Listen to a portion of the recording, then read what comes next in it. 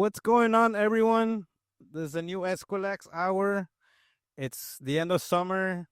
I know it's kind of been a slow season, and today. I'm here with you guys today again, Efrain Martinez, with our guest Jason Saunders. Jason Saunders. Hell yeah! Look, Yay. and I have been friends since 2000. Woo! 11? No, I'm not sure. Something like that. At least a decade. Maybe a Yeah, decade and a half. Yeah. yeah. But definitely one of the most creative people I met in my life. As you guys can see right here, what we got going on. We'll talk about that a little bit. And again, thank you for being here. Thank Let you. us in your space. Thank you. I've seen a few of your episodes, and I'm so honored and flattered and thankful that you're including me as one of the artists that you're speaking to. No, man, of course, it's just, life happens. The last time we saw each other was at the Boa Heights, right? I think so. Boyle Heights. I was making a few things for your cafe. Yes. I made you some artistic shelving brackets. Yeah. Yeah. And then you brought your bike that time. Yes, Yeah. motorcycle. Yeah. Yeah. I love motorcycles. They're freedom, and especially in LA with our traffic nightmare, it's sometimes handy to get around on them, as long as you don't drive like a knucklehead. Yeah. If you know what I mean. Yeah. Well, before you got into the bikes Mhm. in 2011, tell us a little about Jason before 2011, before I met you. Well, I'm an Angelino my whole life. This is what I've known. Is LA, and I grew up in as part of the LA County foster care system. My mother, she was a schizophrenic woman, rest in peace, and I never met my father. So, but through that whole time, creativity has always been a part of me and a part of how I express myself and how I cope and just dealing with life. And it's a blessed thing. But like, I know right now you do a lot of metal work and Mhm. welding, but you studied like art itself, or Yeah. Um, well, I wear a couple different hats. In addition to being an artist, I'm also a craftsman. okay, Um, okay, it's not always easy to make a living as a artist, but the skills you gain as an artist translate into a lot of fields. And for me, that would be welding and fabrication. So I custom make things for anyone. Burning Man stuff, fences, skates, railings, like whatever opportunities are out there. In addition to my artwork of and course. collages, and the very different animals.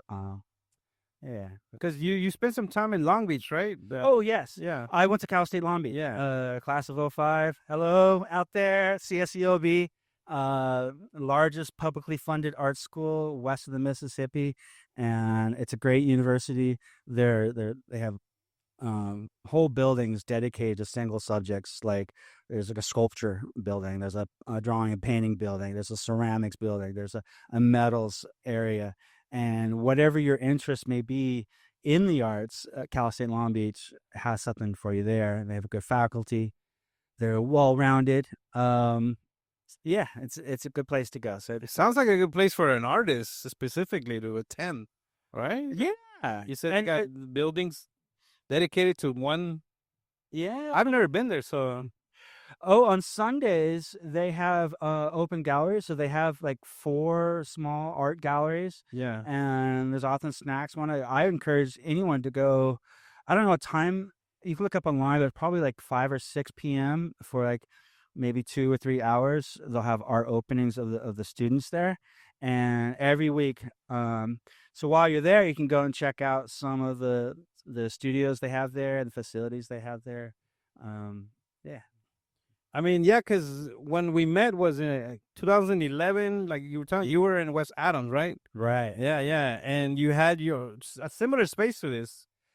Yes, I was blessed. There was a storefront slash warehouse space that I'm a little older now, but back 25 years ago, I Yeah. was a total raver and with my friends, and we were looking for a place Oh. where we could throw parties. And we used to throw, medium-sized parties at this warehouse. I can see it. Yeah, yeah, it was big. So But, as time went on, we just got older and kind of grew out of that phase. And then it yeah, started doing a couple other things. I had a little speakeasy for a second. Nothing major, just yeah, shoegaze bands would come play, and friends who wanted to do something, we made the space available to do those things. And so we had some friends who were really into shoegaze music, this dark, moody rock stuff.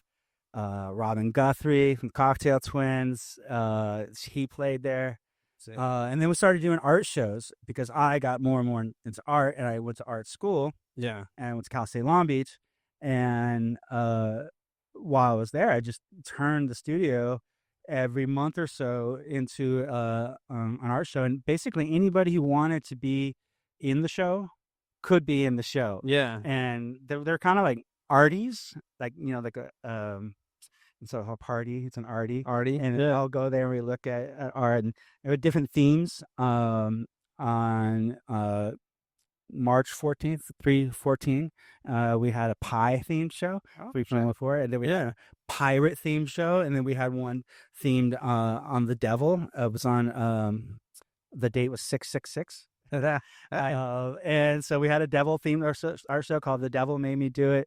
We had one about censorship, and all the artists would create something. We'd be like, hey, in 2 months, in 3 months, we're doing a show, and this is the theme. Yeah. Would you like to create a piece for it? And then people would show up and would just cover the walls with great art. Yeah. I think I remember in one of the parties I painted.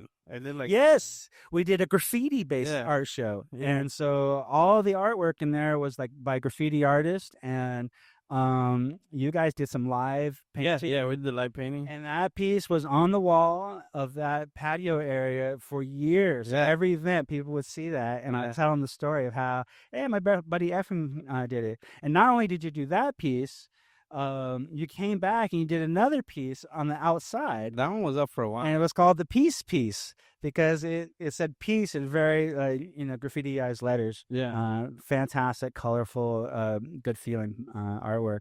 I think till now you can still go on Google Earth and you can see until like 2023, I think. Then they buffed it. Or I think the whole wall is gone, like that whole part of it. Oh, yeah. Yeah. At some point, maybe about, I think 2018, latter 2018, we got asked to move out. Just after having been there for almost 19 years, the same spot. And, different roommates had cycled in and out, and the original crew had long gone. But yeah. I stuck with the place, and I loved the community I had there, the friends I made. Yeah, because that's how we met, no? When my friends and we had the little coffee shop. Yes. And I don't know if they met you first or if I met you first. I don't know how it worked out. But I'm not sure because we both know your cousin Eddie, right? No, Ephraim's cousin. Ephraim's cousin. You know Ephraim. Yeah. Hey, Ephraim, what's up? What's up, From Ephraim? Long Beach, LBC representing. Yeah. Yeah. I'm I not think they were at an art show there. how the connection is Because there was an art show there. Uh-huh. And then I was like, hey, like you guys should come check out the cafe. Uh-huh. And that's when everybody started, linking up. Yeah. And then other than that, you your art was in that cafe for a bit. Yeah. Yeah. I don't know if it still is there anymore because I'm no longer an owner or connected to that cafe. But if the art is still in there, Well, yeah. It's been years, but the beginning of my career as a craftsman, as an artist, I hooked up with the cafe, and I've been working like an office job. I was unhappy at the office job, and eventually it came to a case where I got laid off, and I got this wonderful grant, like the most amazing grant called unemployment. And like I used that as an opportunity to develop a portfolio. Yeah. I had briefly worked for someone else a few years before before I started school, doing welding work, and so I thought, oh, if I think I would like to make things for Yeah. people and make a living that way. So yeah, and I needed to make some things before I can be paid to make things. Yeah. Yes. That's how it works in the Yeah. art creative world. Portfolio. And the cafe moved in across the street. And it was like a sketchy neighborhood. Oh yeah, yeah. Oh, Totally sketchy. Yeah, yeah, yeah. Very gritty and dusty. Now it's a different thing. Yeah. But yeah, and so they showed up, and I remember they had this banner across the top. I'll just say V's Cafe. Yeah, yeah.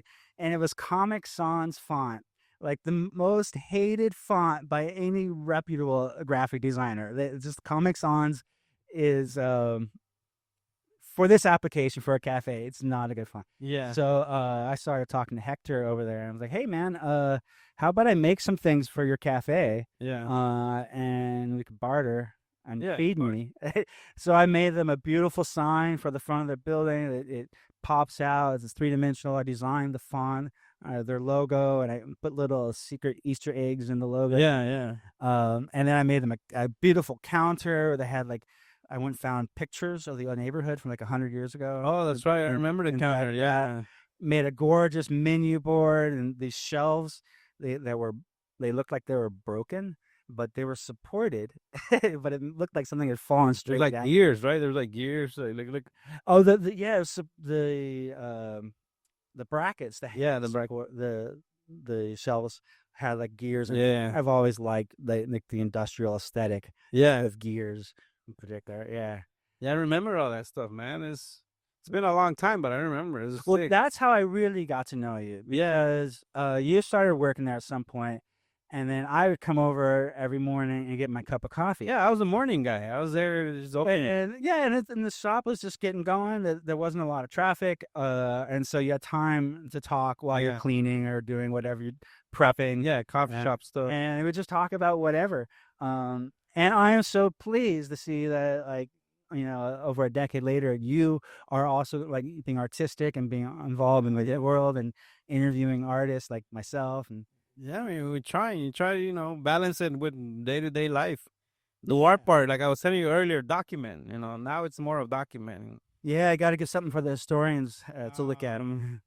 Yeah, and then you also made our menu in the Boyle Heights store. When I moved to the Boyle Heights store. Oh, yeah.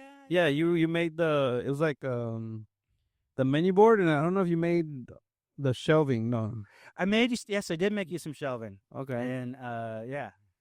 Yeah, when I moved out, I couldn't take it with me. I think they still have it, but it's like they have different stuff on it now.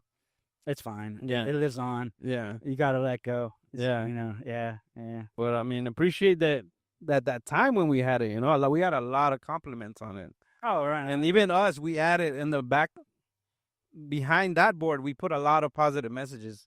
The 3 keys to a successful restaurant. I know you've run a few cafes now. Oh yeah. But what are the 3 keys? No, go ahead. Oh, okay. Yeah. There's good food, good service, and good atmosphere. Yeah. And so many restaurants forget the atmosphere part of it. They got good service, they got good food, but the place just looks da-da-da. But if you can make a place unique and have spirit and just unique to that community, people won't want to go because they want an experience. Yeah. There's so many things you can get online these days, but getting an experience is not one of those. Yeah, I mean, like you said, yeah, there are places that they're super aesthetically pleasing, very nice to go to, but there's no soul to them. Yeah. Did you ever see Nova Express on Fairfax in Hollywood? Fairfax in Hollywood? It's on Fairfax Boulevard, little kind of West Hollywood border. They went out of business. Yeah. I'm trying to remember what's there now. Yeah, there's some other boring. Pardon me if you're out there. Yeah. Nova Express was awesome. Yeah. It was just like you walked into this cafe and there was brain tissue, like purple brain tissue on the ceiling. Yeah. And there was like this green monster. Each booth had its own theme. So there was one that was like kind of its Transylvania vibe. Yeah. And another booth was like the starship vibe, and it was such a cool little cafe. I was so bummed when I heard that it went out of business. I think I remember hearing about it or reading on it, but yeah. Guys, just Google Nova Express and go see some old images. It's a Oh yeah. cool cafe, and I hope that somebody else, maybe you, I know. create a new cafe. I mean, that sounds dope. That's also just a total immersion artist cafe thing. There's a market for that, I think. Yeah, definitely. Now with this new generation, they need more, Yeah, that type of environment and atmosphere. Fun, just fun, right? Not just it's fun. It's something for the mind. yeah. You know the difference between art and design? What is it? Like, design has a function. Yeah, So, like, art, it's just there for your head. It's just there to think about, to rap about it, like meaning, color, context. Like this piece behind us, this is a collage. It's about 16 feet long of children's cereal boxes. yeah, And they seeing them all together totally recontextualizes, we're just seeing one box. You can see like the themes and the colors and characters. not only these cartoon characters, but all these cartoon characters have open mouth smiles. Oh, that's right. Yeah, Some marketing group, some focus group somewhere decided that, hey, children's cereal boxes should have not just a smile, but an open mouth smile. yeah. Yeah. I never paid attention to that. You're right. Yeah. Yeah, they're all like happy and like the smile itself. Even Count Chocula, he has one tooth going. Yeah, Or is it- yeah. If you eat all this candy sugar, that's Yeah. how you'd be.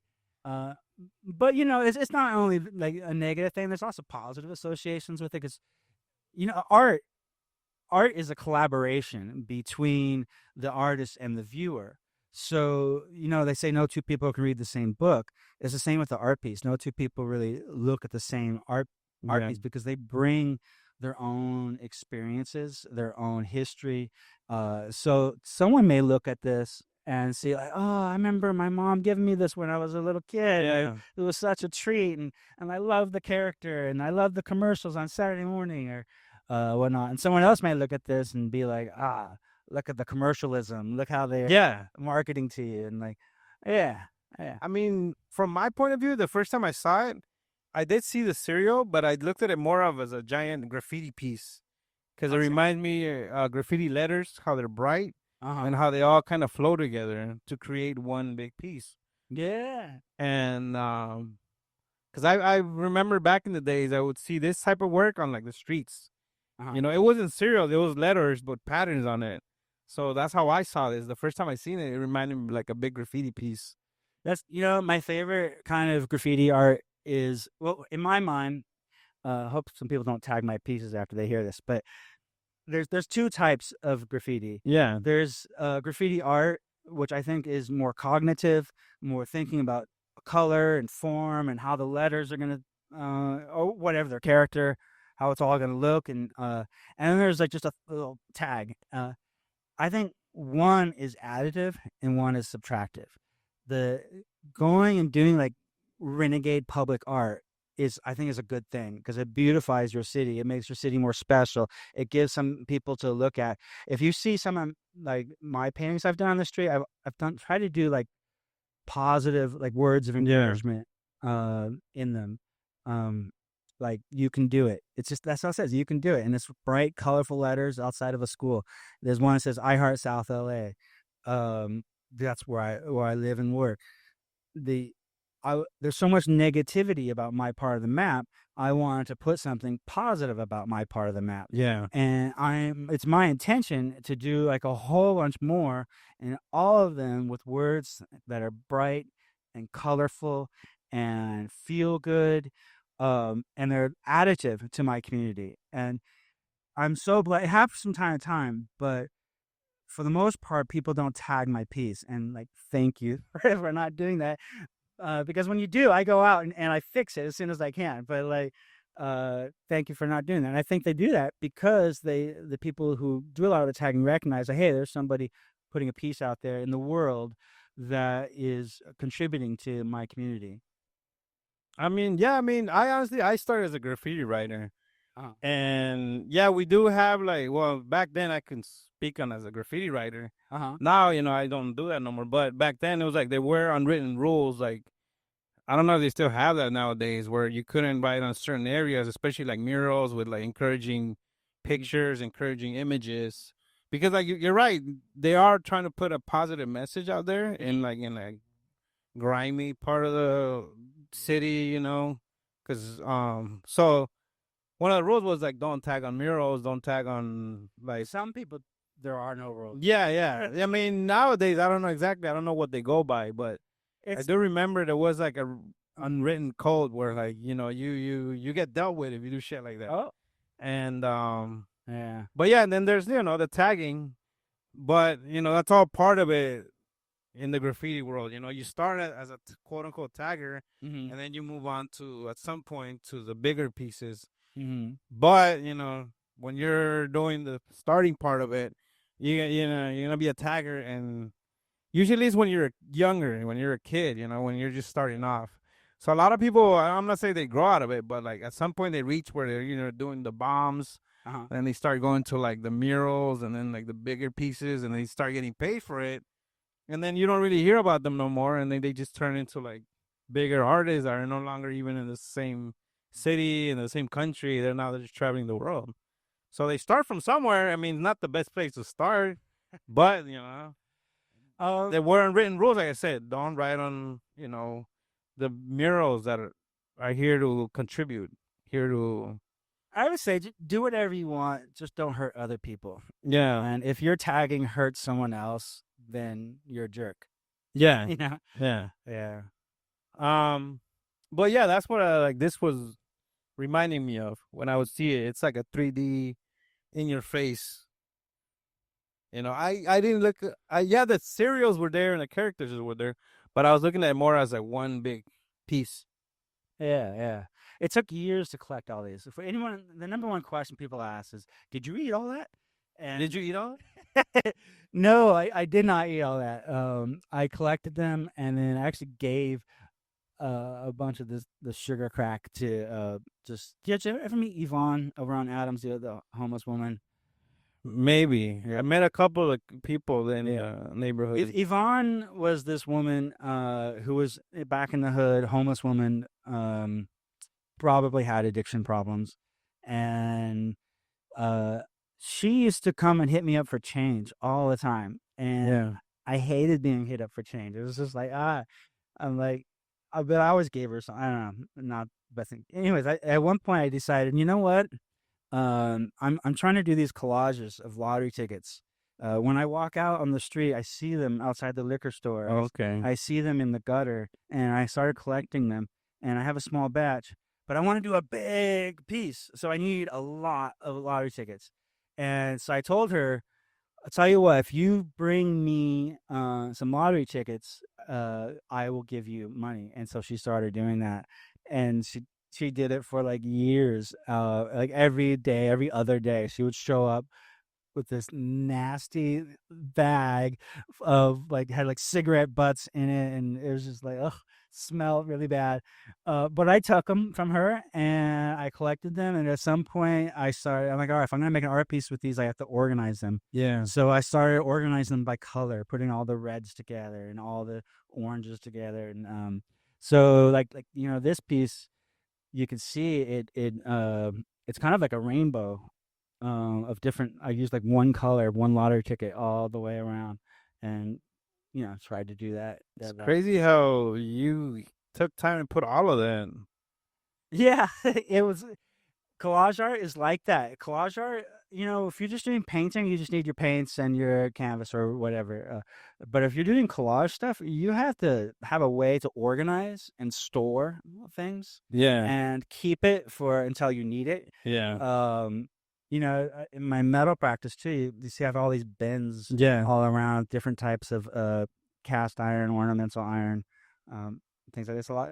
If you can't, how good is an object if you can't find it? Yeah. And so you need to have your stuff organized and easily, and the time looking for it. Yeah. Well, but yeah, that piece there, How long did it take you? months. months. It's carpentry. They're all carpentry Yeah. underneath the as a substrate. So that's how it's 3 dimensional. It holds its shape.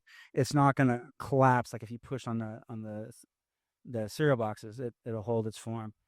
So I had to build the shape, and then I'll have to draw it first. And Yeah. use I do a couple different draws. This one is inspired by Buddhist sand paintings. Okay. At one point, they went to LACMA, Yeah. and I don't know if you guys are familiar, but there's this tradition in a certain flavor of Buddhism where they make these sand drawings, these really complex shapes, and these monks will spend days working on, and they're always mandalas or often mandalas.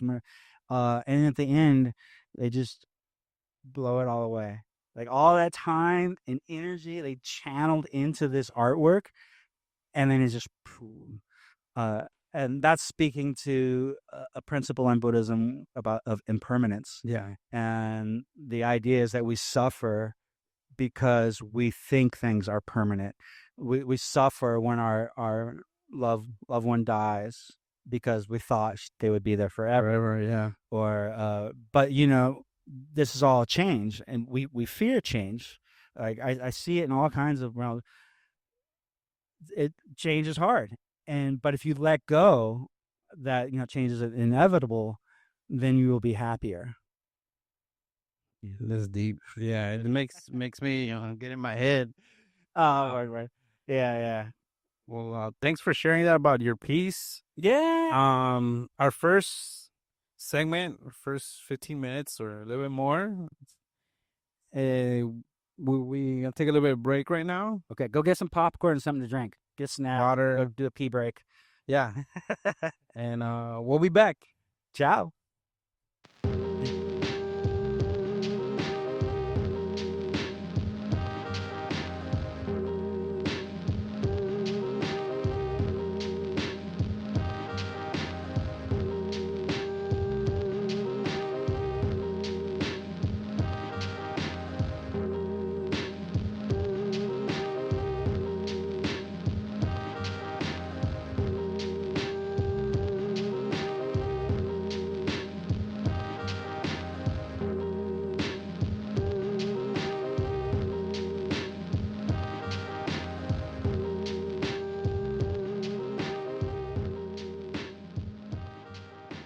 All right.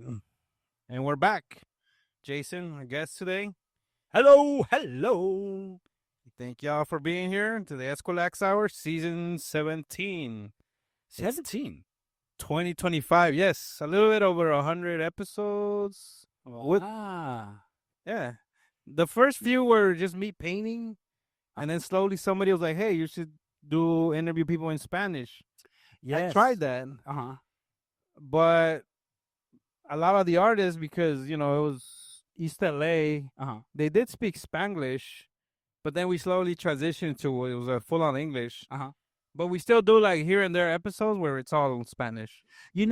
That reminds me of different generations of immigrants who come to the United States, and they speak their native tongue. And, a lot of bigots out there will say, why don't they learn our language? Yeah. It's hard to learn a language. I've been trying to learn Spanish for years, and all of my homies speak at least Spanglish. And, I know a moderate amount of words. But anyways, what made me think when you were speaking there about which language you use, historically, there have been waves of immigration to the United States. There's been a Italian wave, a German wave, like all the Chinese, right? When they came with the trains, the railroads, the Chinese community. But we can look back, like, so the north, like Minnesota, Wisconsin, up there, a lot of Germans migrated there. Okay. And so when they migrated here from Europe, they spoke German and not so much English.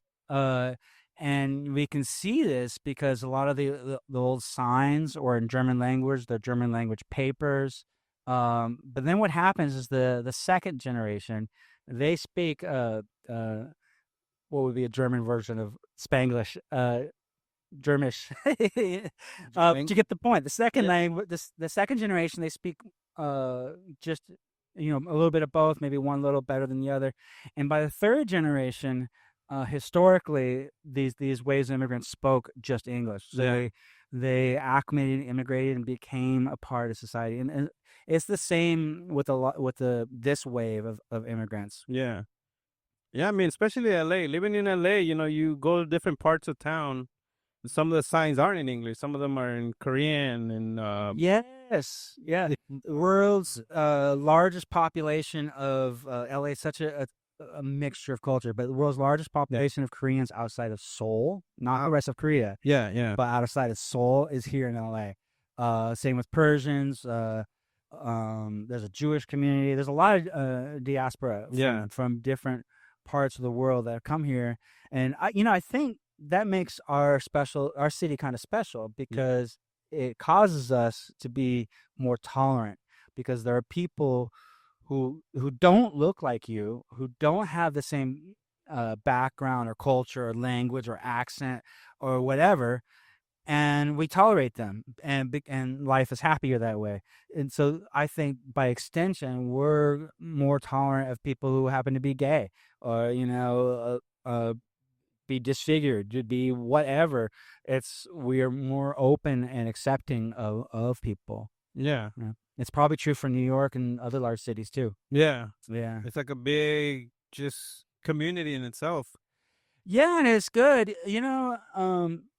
A lot of this. It's 2025. We're recording Yeah. this in the Yeah. in the end of summer, and a lot of like stuff has been going on the last 6 months with our new president, Mr. Trump, as I like to call him, dump truck.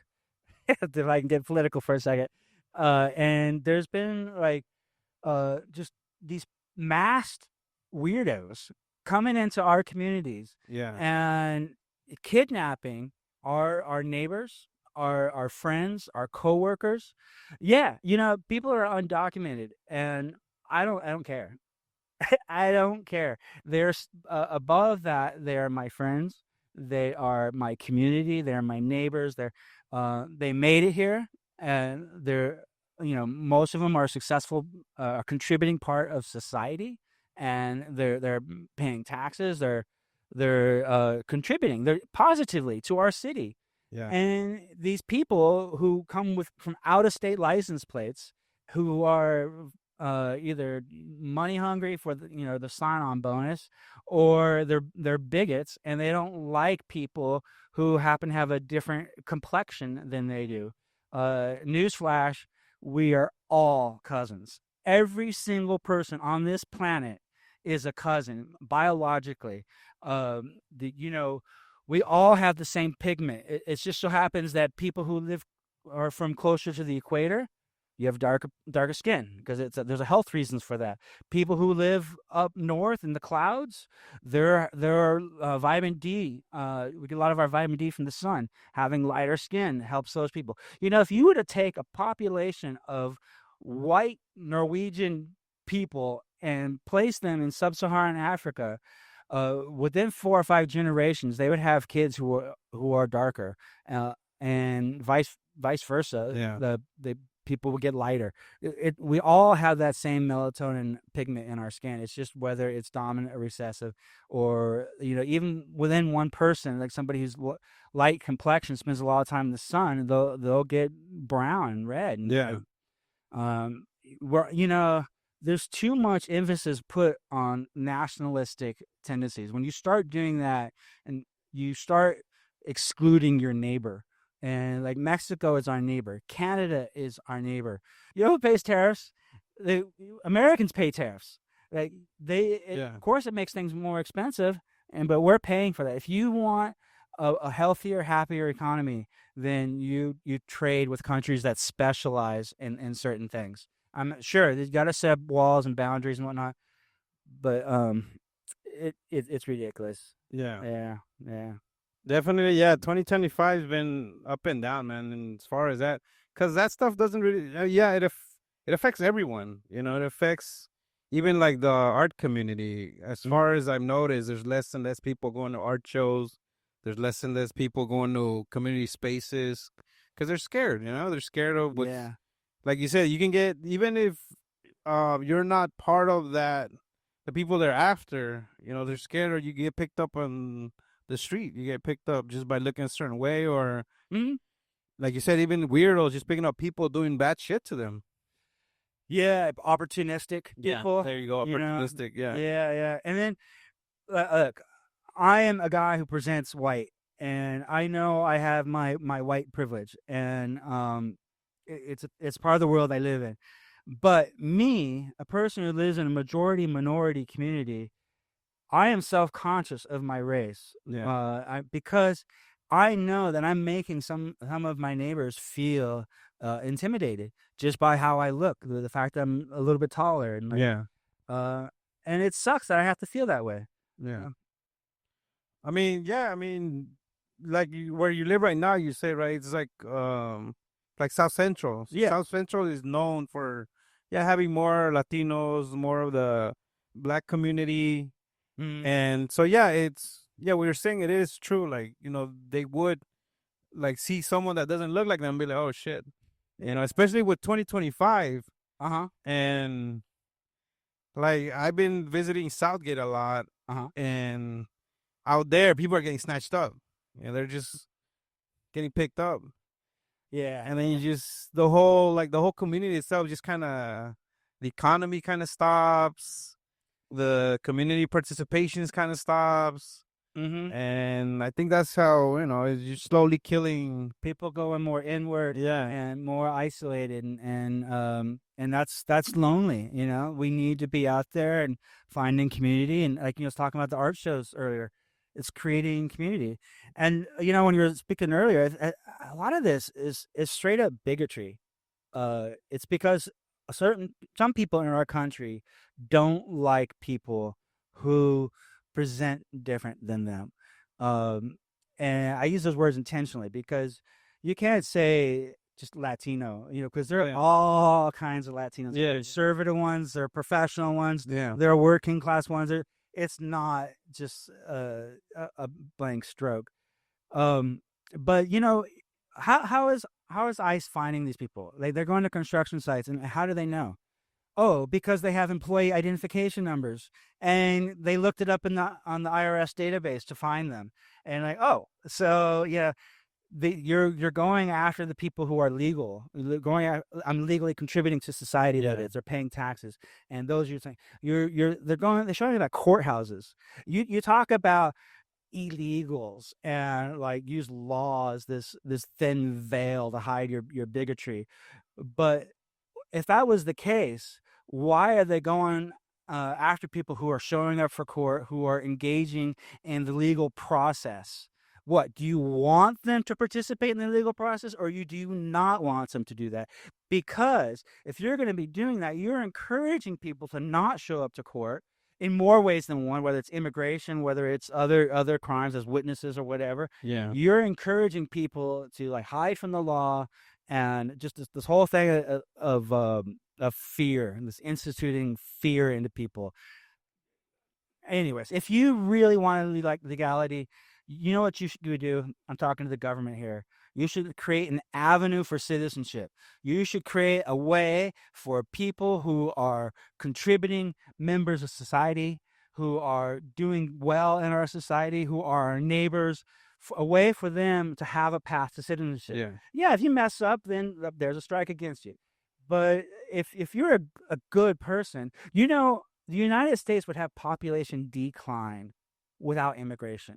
It's because of we need immigration. We need economically speaking, for the population to slowly grow. We need like a 2.1 reproductive rate, and we're down to like 1.3. We are not not 1.3. I'm sorry. I forget the exact figure, but it's less than the ideal figure. If we didn't have immigration to come in and fill these jobs, to pay these taxes, you would not be able to retire at 60, 65. You need a part of the system where the next generation coming up is contributing to your well-being, your safety, your monthly Social Security check. It's a part of a system, and we have to let people in. And who better to let in? The people who we stole this land from under James K. Polk. Thank you for sharing that, Jason. No, I get a little preachy there. Yeah. But yeah, I mean, It's just the stuff we're dealing with 2025, just It's historical, I think. yeah, being here today, being able to speak on it.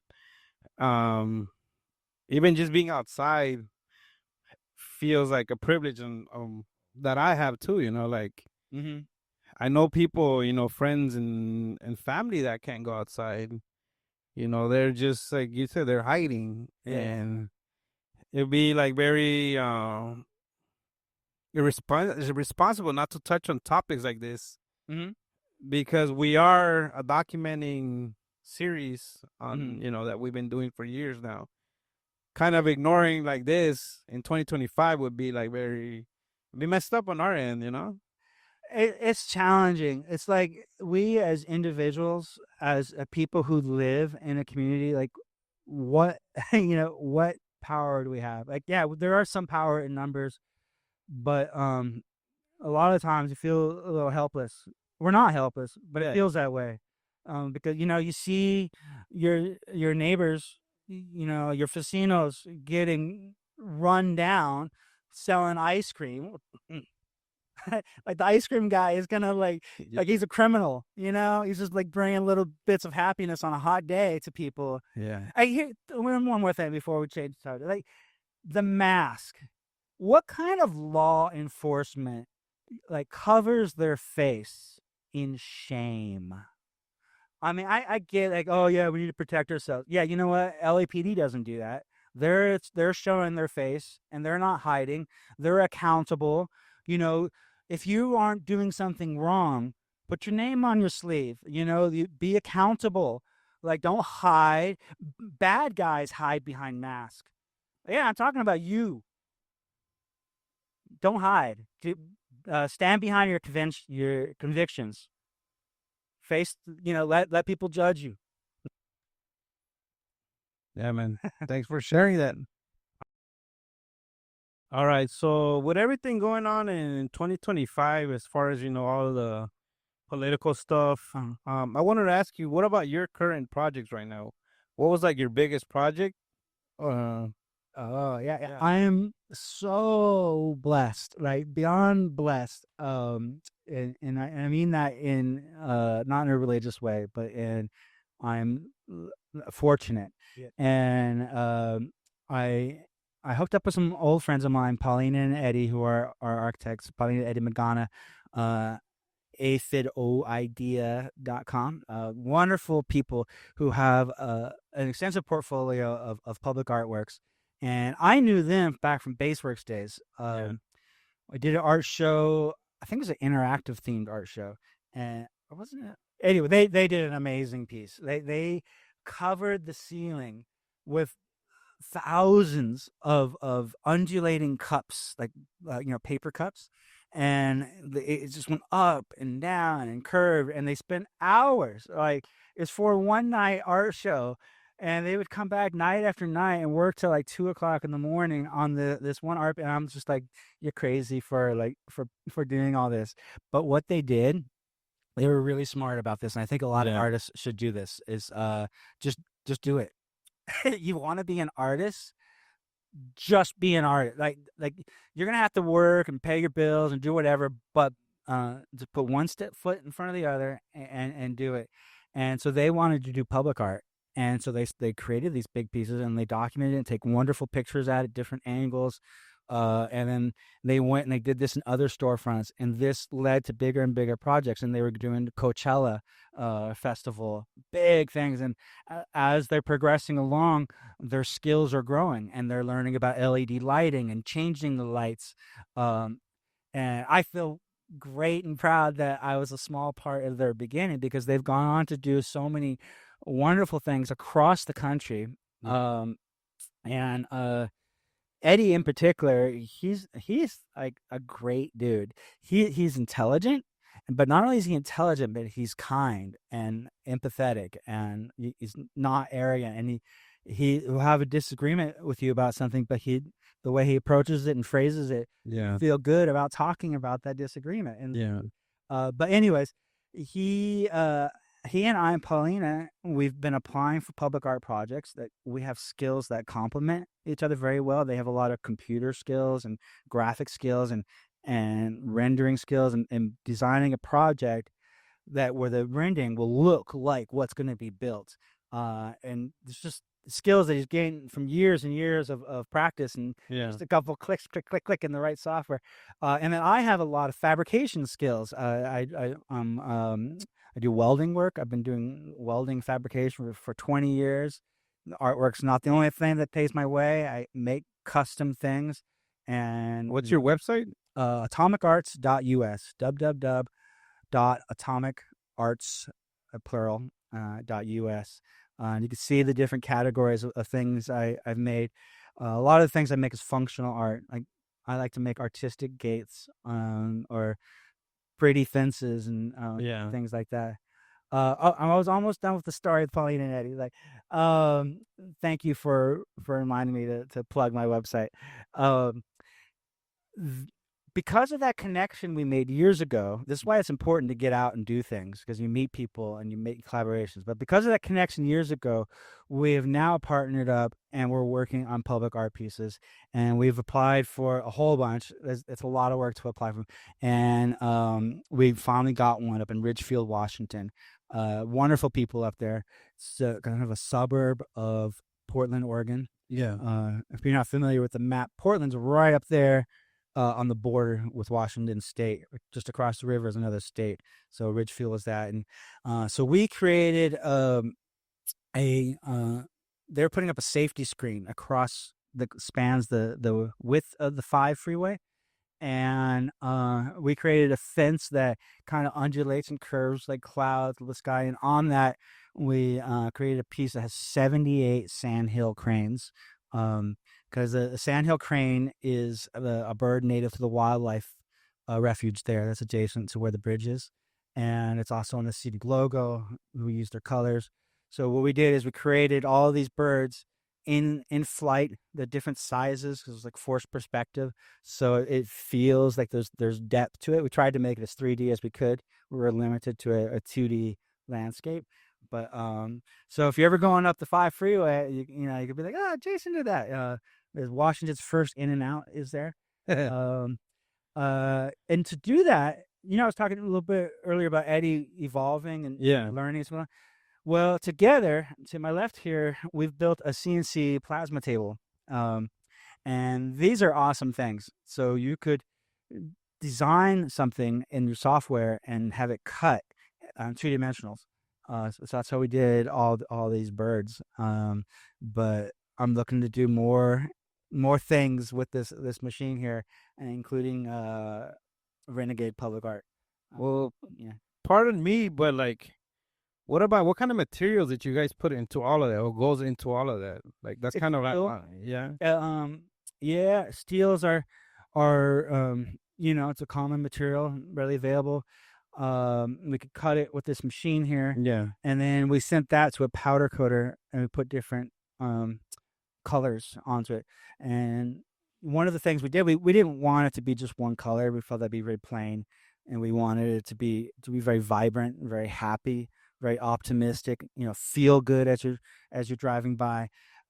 So we wanted to be multicolored, and to achieve that, we had to make different parts rivet together. Yeah. So there's that. But we finished that maybe 3 months ago, and we're working on applying for more. Nice. We've been applying this week. We applied for 4 public art projects. Oh, wow. And that's a record. Usually it's one every few weeks, but we're really trying. It's a numbers thing, so we just gotta do it. Yeah. Well, I mean that sounds like a big project that you guys completed.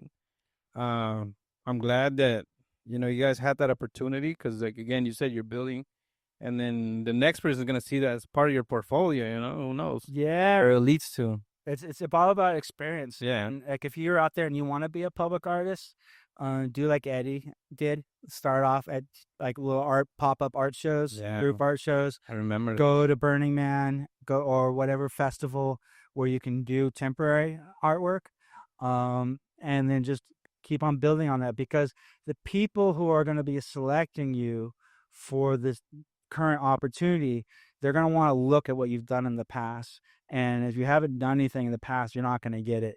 And if you're just a painting artist, unless it's a two-dimensional artwork, it goes against you there too.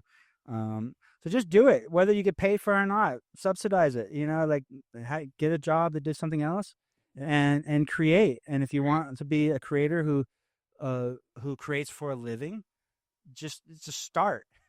That's right. Yeah. Well, our this episode is pretty much we're running out of time. Before we do run out of time, I want to thank you again for sharing your thoughts and knowledge with us. And do you have any shout outs you want to do before we? Oh, I Yes. wanted to shout out my wonderful associate Jason Greenley. He thank you for the reminder. He works with me in the shop, and he does a lot of the work, and he's just a wonderful person have around. He's got a wonderful personality. He knows everything about pop culture and music, particularly like classic rock and classic punk, and you name a genre of music, and he could tell you something about it. He's a wonderful man. Thank you, Jason, if you're watching this. Appreciate you. Well, thank you, Jason, for coming on to the Eskwilax Hour after Thanks. many years of us just losing contact, coming back together. Oh, I'm so happy. You know what? YouTube suggested your video to me, a recent video to me, a young lady. And then that reminded me, yeah, friend, oh my God, this is what he's up to. Like, Yeah. oh, this is so cool. I like this. And the motorcycle in the background, that was cool. Awesome. Maybe next time we'll have the motorcycle. But yours is in the shop, right? Yeah, it's not working, but my intention is to make a moving piece of art. Sick. Yeah. Well, thank you again. Peace out, friends. Thank you, audience. See you all to the next episode, season 17, 2025. The Eskwilax Hour. Peace. Peace.